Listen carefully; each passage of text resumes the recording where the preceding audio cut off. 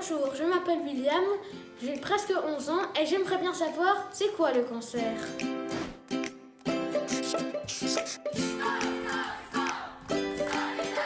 Peut-être l'épidémie sera finie en Belgique, mais on ne sait pas. This is all wrong. Dessine-moi une actu. Le cancer, c'est une histoire de cellules.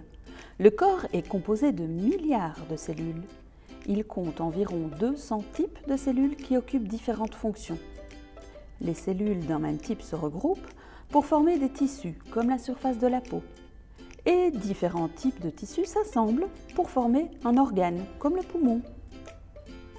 Quand tout va bien, les cellules naissent, se développent, effectuent leur mission et meurent.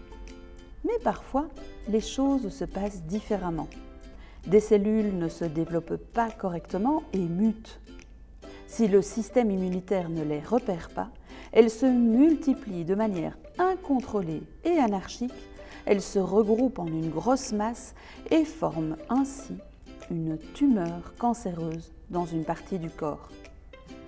Si on n'agit pas rapidement, la tumeur grossit. L'organe qui l'abrite devient incapable d'assurer sa fonction de base.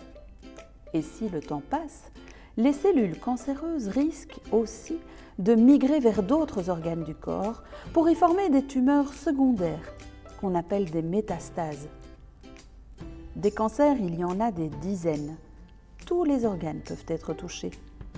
Les cancers les plus fréquents sont les cancers de la prostate pour les hommes et du sein pour les femmes. Les enfants sont plus rarement touchés par ce type de maladie. On ne sait pas toujours pourquoi une personne développe un cancer. Différents facteurs peuvent l'influencer. Il y a des facteurs de risque sur lesquels on peut agir, comme l'hygiène de vie. On peut bien manger, bien bouger, bien dormir, ne pas fumer, etc.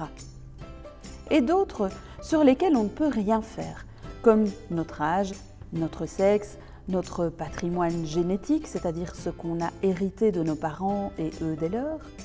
Il y a aussi l'environnement et le hasard.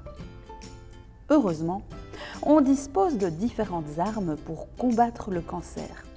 Il y a par exemple la radiothérapie, qui consiste à envoyer des rayons à travers la peau sur les cellules cancéreuses pour les détruire. La chimiothérapie consiste à prendre des médicaments puissants qui vont attaquer les cellules malades en les poursuivant via le sang. Il y a aussi la chirurgie qui consiste à opérer les personnes atteintes du cancer pour retirer la tumeur. Souvent, les médecins combinent différents traitements pour augmenter les chances de guérir les patients. Mais il y a des effets secondaires, c'est une période difficile. Les personnes malades ont besoin d'être soutenues et encouragées. La lutte contre le cancer progresse d'année en année grâce aux avancées de la médecine dans les traitements, mais aussi grâce au dépistage, c'est-à-dire la détection des cancers, et également grâce à la prévention, les bons comportements à adopter pour diminuer les risques de développer ce genre de maladie.